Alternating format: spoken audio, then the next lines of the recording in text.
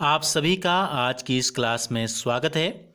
आज हम सीखेंगे प्रश्नावली 1.1 का 10वां प्रश्न। इस वीडियो को अंत तक पूरा देखिए और देखने के बाद आपको ये कैसी लगी कमेंट बॉक्स में ज़रूर बताइए। अधिक से अधिक विद्यार्थियों तक इसे पहुंचाने के लिए शेयर कीजिए और हमसे जुड़े रहने के लिए चैनल को सब्सक्राइब कर बेल आइकन को जरूर प्रेस कीजिए। 10वां प्रश्न है, पानी के एक तालाब में अंदर की ओर सीढ़ियाँ हैं। एक बंदर सबसे ऊपर वाली सीढ़ी यानी कि पहली सीढ़ी पर बैठा हुआ है और पानी जो है 9वीं सीढ़ी पर है। नंबर 1 में 10वें के पहले में आपसे पूछा है, वह एक छलांग में 3 सीढ़ियां नीचे की ओर और अगली छलांग में 2 सीढ़ियां ऊपर की ओर जाता है, तो कितनी छलांगों में वह पानी के स्तर तक पहुंच जाएगा। हमसे क्या कहा गया है, सवाल जो मैंने अभी पढ़ा आपने सुना कि बंदर है पहली सीढ़ी पर और उसको पहुंचना है 9वीं नंबर की सीढ़ी पर। यहाँ पर जो है तालाब का पानी शुरू हो जाता है यहाँ से, ये तालाब के अंदर की ओर सीढ़ियाँ गई हैं। तो बंदर जो है कहाँ पर है, अभी बंदर बैठा है, कहाँ पर बैठा है, पहली सीढ़ी पर। ये हमको दिया गया है पहली सीढ़ी पर। और पानी कहाँ है, पानी है आपकी 9वीं सीढ़ी पर। हमसे क्या कहा है, जब वो नीचे की ओर शुरू होता है, जब वो जाना नीचे की ओर शुरू होता है, देखना अभी वो यहाँ पर है, तो जब वो जंप मारेगा नीचे की ओर तो 3 सीढ़ियों तक पहुँचेगा। यानी कि पहले पर है तो 3 सीढ़ियाँ नीचे की ओर का मतलब कहाँ पहुँचेगा पहली जंप में, 4 में। तो हम यहाँ पर लिखते हैं जंप, लिख लेते हैं जंप, हम लिख लेते हैं पहली जंप में।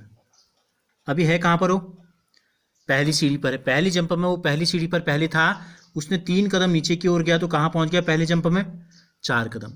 दूसरे जंप में 4 से 2 कदम ऊपर चले जाता है, वो कहाँ चले जाता है, 2 जंप ऊपर चले गया। 4 पे था, 2 जंप पीछे गया तो कहाँ पहुँच गया, 2 पे पहुँच गया। दूसरी छलांग पे पहुँच गया 2 पे। तीसरी छलांग में फिर कहाँ जाएगा, नीचे की ओर जाएगा, तो 3 सीढ़ियाँ नीचे कहाँ पहुँच जाएगा, तीसरी छलांग में 5 में पहुँच गया। फिर 2 से वो नीचे की तरफ चला, 2 में पहुँच गया था, 2 से वो पहुँच गया 5 में तीसरी छलांग में। चौथी छलांग में 5 में था, 2 फिर ऊपर जाएगा, कहाँ जाएगा, 2 ऊपर, तो कहाँ पहुँच जाएगा, 5 में 2 घटाएंगे, फिर 3 में पहुँच गया। फिर यहाँ से ऊपर चले गया तो कहाँ पहुँच गया, 3 में। फिर क्या होगा, 5वीं छलांग में 3 कदम 3 सीढ़ियाँ नीचे जाएगा, कहाँ पहुँच जाएगा, 6 में। 3 में आ गया था, 3 से पहुँच गया 6 में।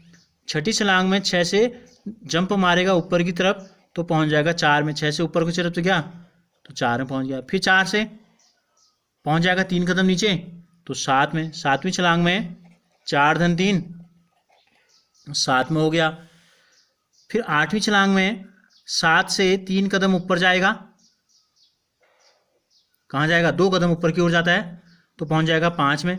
ऊपर की तरफ 2 जंप मार रहा है, कहाँ पहुँच गया, 5 में। 5 में था, अब 5 से क्या करेगा, 3 छलांग नीचे जाएगा, कहाँ पहुँच जाएगा, 8 में। 9वीं छलांग में पहुँच गया, 5 धन 3 बराबर 8वीं सीढ़ी में पहुँच गया। 8वीं सीढ़ी में पहुँच गया, हमको पहुँचना कहाँ है, 90 में। अब लेकिन वो क्या करता है, 10वीं छलांग में उसको फिर ऊपर जाना है। 8 से फिर ऊपर जाएगा, कहाँ चले जाएगा, 6 में। कहाँ चले गया, 8 से 2 कदम ऊपर गया, यानी कि 2 छलांग ऊपर, तो 6ठी सीढ़ी में पहुँच गया यहाँ। अब 6 से 3 छलांग मारेगा तो पहुँच गया 90 में। कहाँ पहुँचना था इसको, तो 11वीं छलांग में 6 धन 3 बराबर 9। तो इस प्रकार हमने देखा, हमसे पूछा था कि जो बंदर है पहली सीढ़ी पर है और वो पहली छलांग नीचे की ओर मारता है तो 3 सीढ़ियों को नीचे से क्रॉस कर लेता है, और दूसरी छलांग वो ऊपर को मारता है तो 2 सीढ़ियों को क्रॉस करता है, 2 कदम ऊपर आ जाता है, 2 सीढ़ी ऊपर आ जाता है। तो इस प्रकार आपने देखा कि कुल कितनी छलांगें लगी, 11 छलांग। तो हम लिख लेंगे, अतः बंदर 11 छलांगों में पानी तक पहुंच जाएगा। पानी तक यानी कि 9वीं सीढ़ी तक पहुंचेगा। यही आपसे पूछा था 10वें के पहले में। 10वें के दूसरे में आपसे पूछा है, पानी पीने के पश्चात वह वापस जाना चाहता है।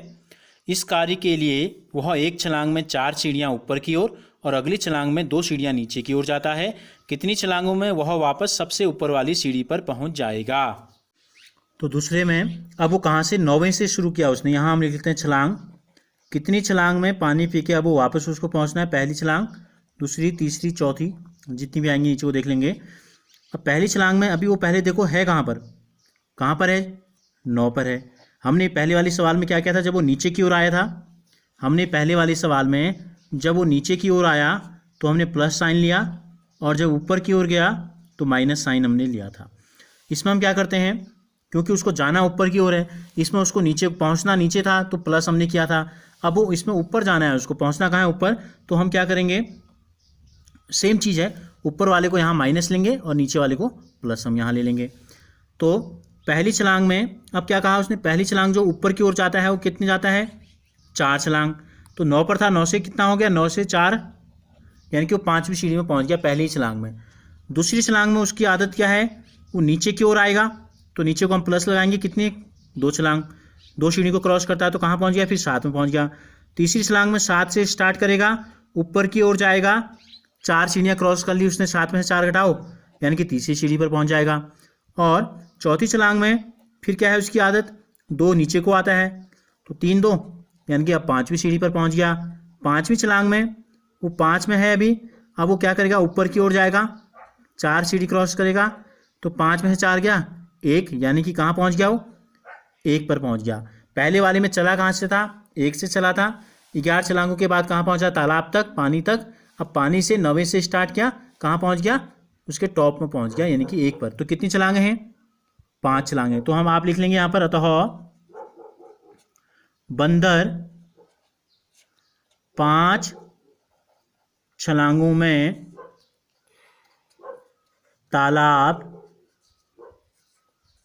की सबसे ऊपर वाली सीढ़ी पर, सबसे ऊपर वाली सीढ़ी पर पहुंच जाएगा, पर पहुंच जाएगा। तीसरे में हमसे पूछा है, यदि नीचे की ओर पार की गई सीढ़ियों की संख्या को ऋणात्मक पूर्णांक से निरूपित किया जाता है और ऊपर की ओर पार की गई सीढ़ियों की संख्या को धनात्मक पूर्णांक से निरूपित किया जाता है, तो निम्नलिखित को पूरा करते हुए भाग 1 और भाग 2 में उसकी गति को निरूपित कीजिए। हमें भाग 1 और भाग 2, जब नीचे की ओर आया था और जब दोबारा ऊपर की ओर गया तो उसकी गति को हमें बताना है। हमें क्या लेना है, नीचे की ओर आने वाली संख्याओं को हमको ऋण लेना है, जब हम ऊपर को जाएंगे तो उसको हमें धन लेना है। तो क्या कहा है हमसे, अब हमें क्या देना है, हमको लेना है नीचे की ओर जब हम आएंगे तो ऋणात्मक पूर्णांक लेना है, और ऊपर की ओर जब हम जाएंगे तो हमें लेना है धनात्मक पूर्णांक। और पहले और दूसरे पोर्शन को जो अभी हमने करके आपको दिखाया था, नीचे की ओर जब आया था तो 11 छलांगों में, वहाँ हमने उल्टा लिया था, नीचे को हमने प्लस लिया था, ऊपर को हमने माइनस लिया था, क्योंकि वहाँ प्लस और माइनस लेके समझने में ज़्यादा आसानी होती है। अब हमसे कहा गया है कि पहले और दूसरे पोर्शन में भी जो हमने अभी किया उसमें इन चिन्हों का प्रयोग करके हमको बताना है, उसकी गति को दर्शाना है। तो देखो पहले उसने 3 छलांग नीचे की ओर आई थी, दूसरा, तीसरा, चौथा, 5वां, छठा, 7वां, 8वां, 9वां, 10वां और फिर 11वां। 11 छलांगों में हो गई थी। देखो पहला, दूसरा, तीसरा, चौथा, 5वां, छठा, 7वां, 8वां, 9वां, 10वां, 11वां। तो पहली नीचे की छलांग को, नीचे को हमने ऋण दिखाना है, ऊपर को हमें दिखाना है नीचे 3 ऊपर 2, नीचे 3 ऊपर 2। अब इसको हल करके हमको बताना है कि कुल नीचे कितनी सीढ़ियाँ वो नीचे उतरा।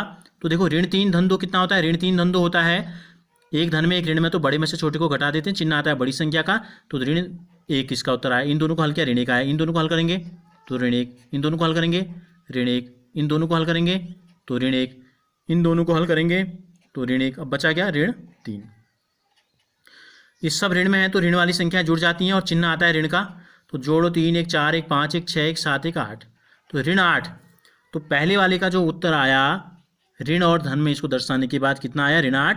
इसका मतलब क्या है, इसका मतलब ये है, अर्थात बंदर, ऋण 8 का मतलब ऋण को हमने नीचे लिया है तो 8 सीढ़ियाँ नीचे आया, बंदर 8 सीढ़ियाँ नीचे उतरा। इसकी गति को हमको दर्शाना था, ये हमने दर्शा दिया। इसी के दूसरे में क्या था, 5 कदम में ऊपर की ओर गया था। अब हमें ऊपर को लेना है प्लस, ऊपर को क्या लेना है, प्लस, यानी कि वो 9वीं सीढ़ी में था तो पहले 4 कदम ऊपर आया, फिर 2 कदम नीचे गया, 4 कदम ऊपर आया, फिर 2 कदम नीचे गया, 1 2 3 4 छलांग हो गई। 5वीं छलांग में 4 कदम ऊपर चले गया था। कुल 5 छलांगों में वो ऊपर पहुंच गया था।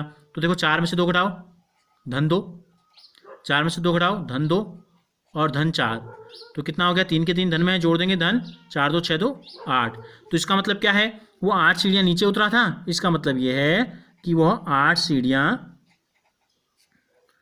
अर्थात बंदर 8 सीढ़ियाँ ऊपर चढ़ा। जितना नीचे उतरा था उतना ही ऊपर चढ़ गया। पूर्णांकों के रूप में, धन और ऋण के रूप में हमने इसको दर्शा दिया।